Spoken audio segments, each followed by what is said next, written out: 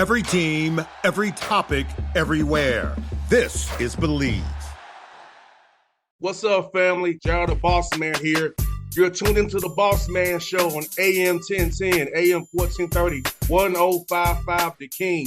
Let the King out at 105theking.com and the Bossman Show at bossmanshow.com. Hit me up on Instagram, The Bossman Show, Twitter at Bossman Show, and Facebook, Bossman Show. It's the Bossman on your radio. Listen to the Bossman Show with your host, JR, Saturdays at 9 a.m. right here on AM 1010, The King. What's up, good people? BetOnline is your number one source for all your betting needs. The latest odds, lines, and matchup reports for baseball, boxing, golf, and more. BetOnline continues to be the fastest and easiest way to place your wagers, including live betting and your favorite casino and card games available to play right from your phone. Head to the website or use your mobile device to sign up today and get in on the action. Remember to use your promo code BELIEVE, BLEAV, for your 50% welcome bonus on your first deposit.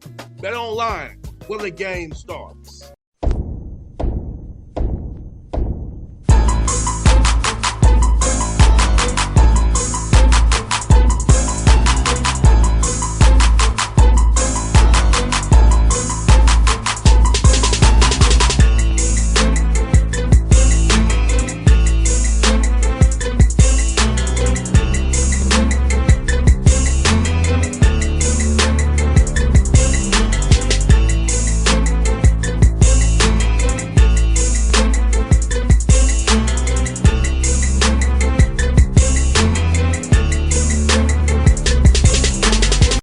Folks, back on the Bossman Show here with Northwestern State Demons, Forkham, Brad Laird here with the Bossman Show. Coach, how you doing, man? Things going down there in Demon Land, man. Man, I appreciate you having me on. It's always fun to be, especially this time of year. Everybody's got a lot of expectations and, kind of getting ready for the season. And, the last couple of weeks has kind of been the I guess you could say downtime for our coaches. I let them get away. But now we ramp back up. We got a couple of camps next week. We got our players in and just getting ready for August 1st when, I guess true report date for fall camp. Now, Coach Keeby has been your 6th year being the head man here. And I know you've been there previous stops. Now it's 6th year being the head coach. Keeby has been that long already. It is funny. It's funny you ask that because, when you look back, it hadn't seemed that long. But man, there's been so much that's going on within those 6 years. When you look at COVID and what that did to not just us, but everyone. And, then you throw in the transfer portal, you throw in the NIL. I mean, a lot of things in college football and college athletics, that has happened over the last 6 years that, to be honest, when I stepped into this position 6 years ago compared to where it is today, how the things that have changed and, how recruiting has changed, how your roster, changes yearly, more so than it ever has. So, there's a lot of different things that go on now compared to 6 years ago. And, but it's great looking forward to this sixth season. And Coach, do you feel like with the NIL and the transfer portal, with their focus being so much on the known commodities now, you can get better high school kids in to help develop and build your program now? Since a lot of FBS people and higher FCS guys are trying to find guys from the portal that find those plug holes that way, where you can find a good young man from Texas or Louisiana or Georgia, Alabama that's not getting recruited and build that way.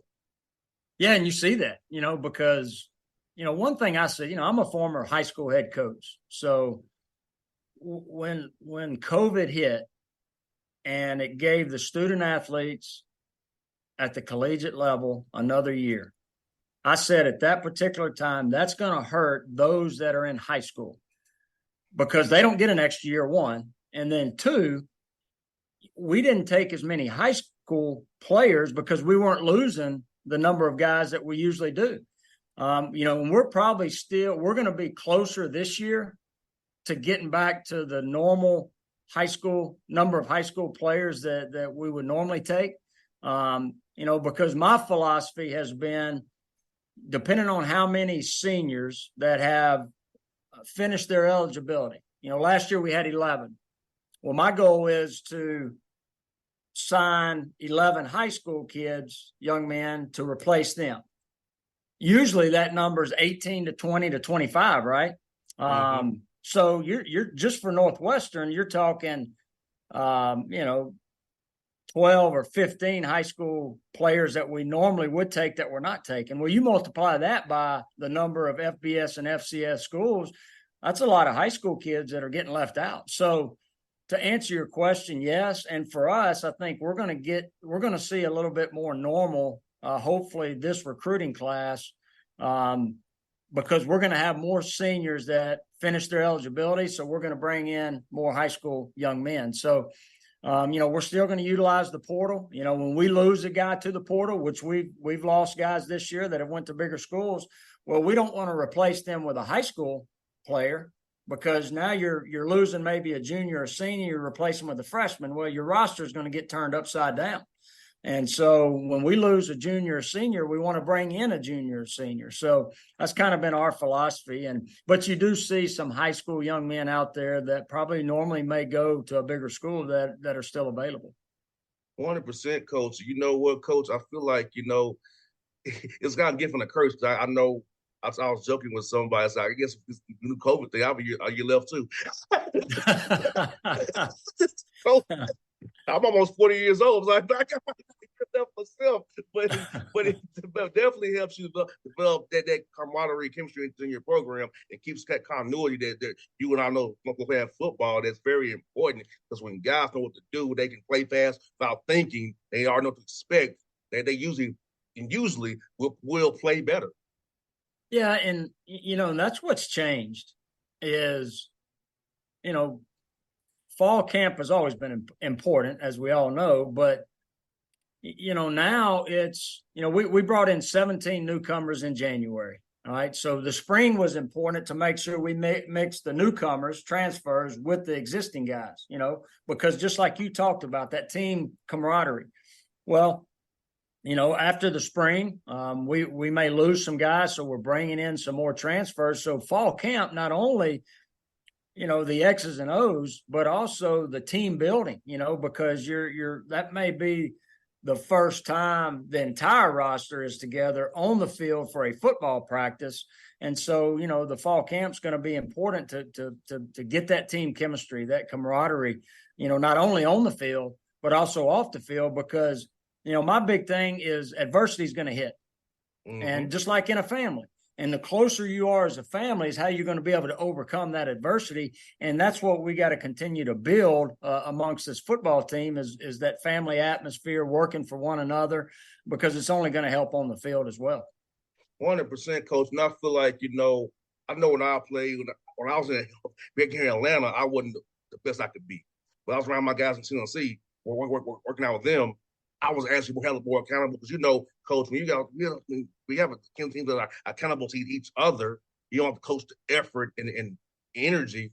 That means you're a good team already, because teams I had where the coach had to really just be like, do this, we wasn't as good. So I think when you're around your guys, hold you accountable, you build that camaraderie, you build that oneness. So when things do happen, turnovers happen, you're still together. When a muff punt, whatever, we know stuff happens in football. So when all those things happen, you are have that chaos that you're together and you're one and connected as one man, everybody with the same goal to win this game today.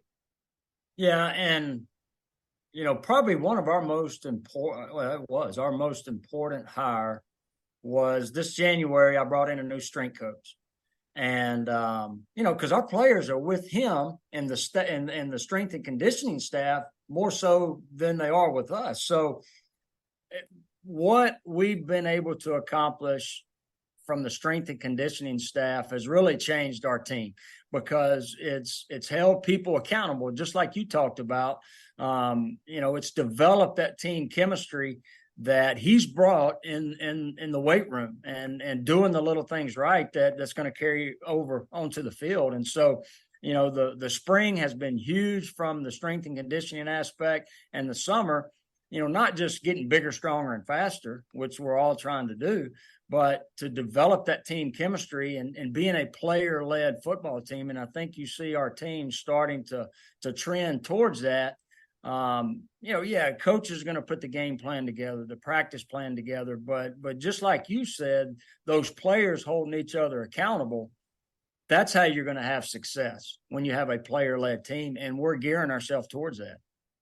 And Coach, do you feel like playing quarterback, then go on the defense side of the ball, that you kind of knew what the defense was doing because from playing quarterback, playing receiver, I play receiver, so for me, it was always trying to declare man zone.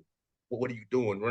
Doing the motion, doing the motion, figure out man zone, see if you're trying to hide or trying to disguise cover one or whatever like that. Do you feel like that for you being a quarterback, going to the different side of the ball as a coordinator, that helps you on that side of the ball, help your players know what the quarterback's trying to look for and see?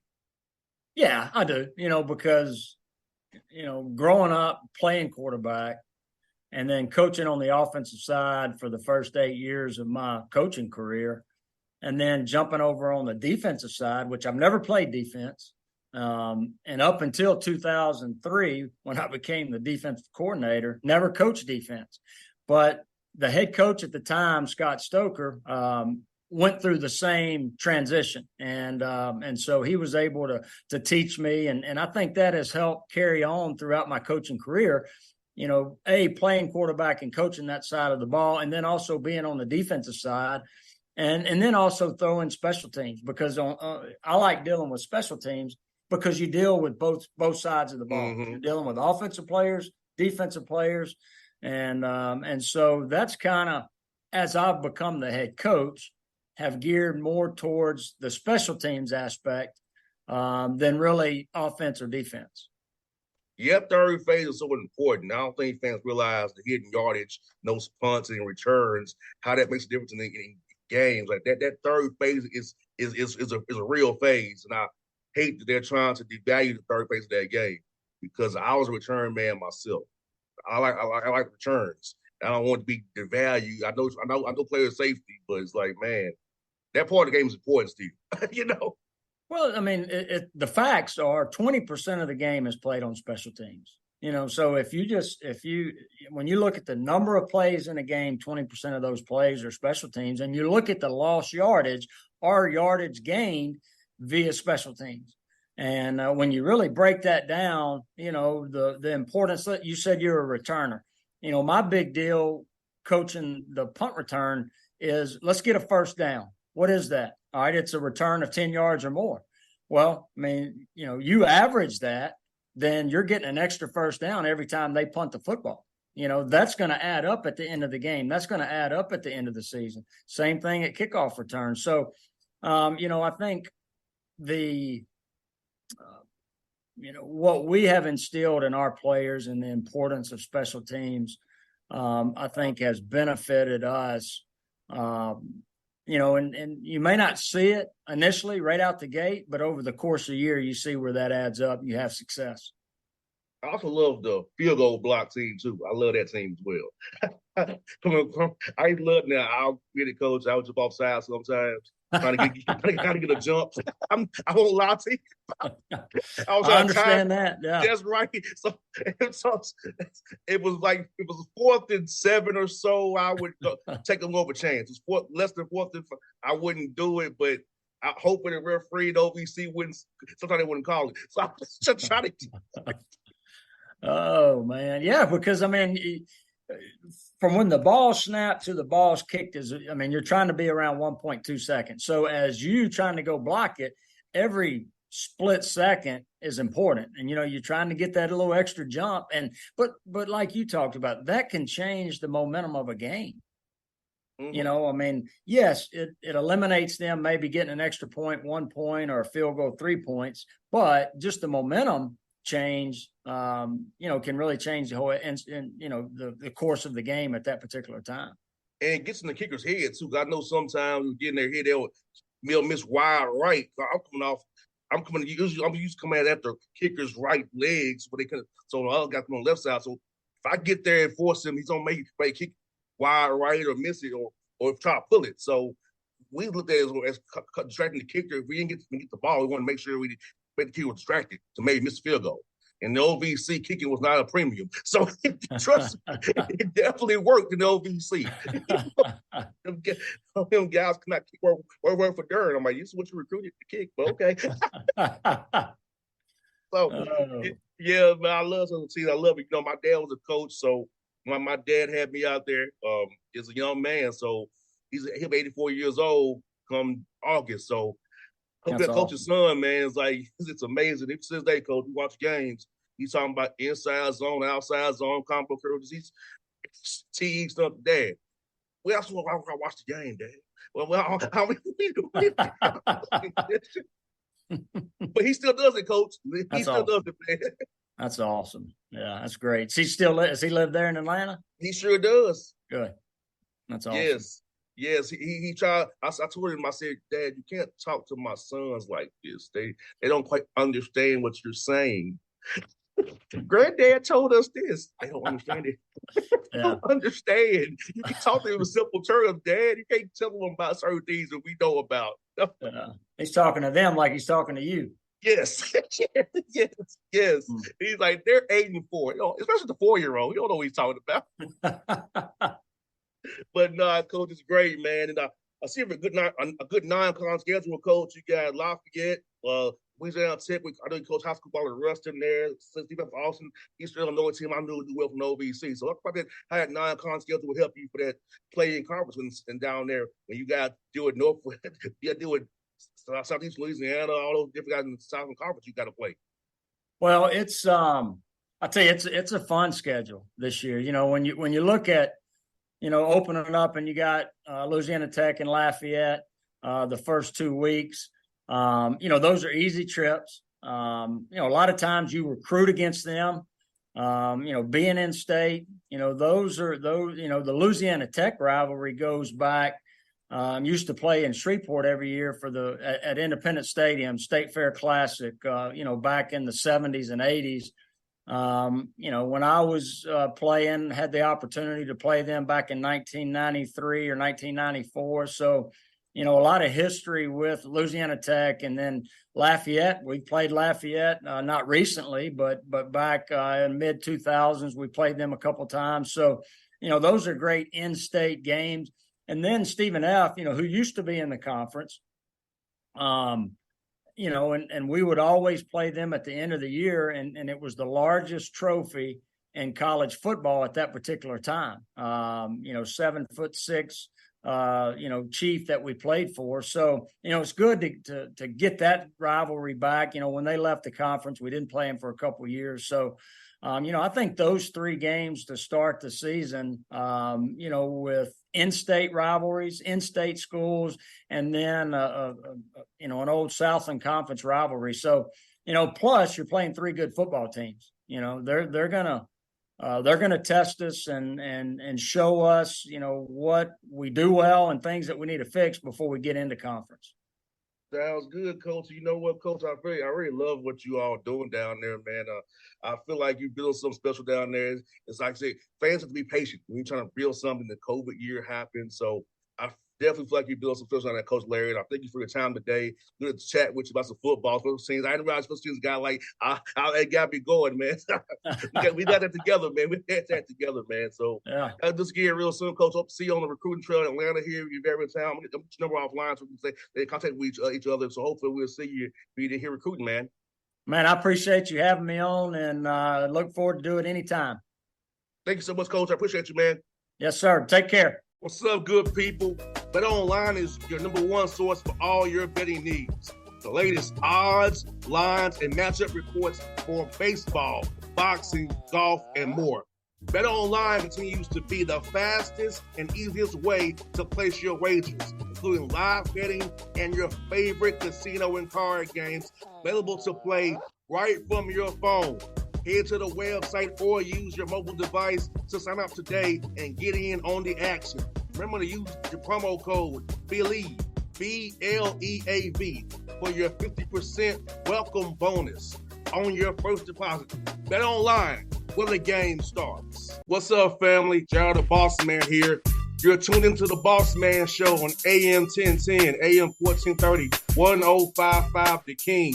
Check The King out at 105theking.com and the Bossman Show at bossmanshow.com. Hit me up on Instagram, The Bossman Show, Twitter at Bossman Show, and Facebook, Bossman Show. It's the Bossman on your radio. Listen to the Bossman Show with your host, JR, Saturdays at 9 a.m. right here on AM 1010, The King.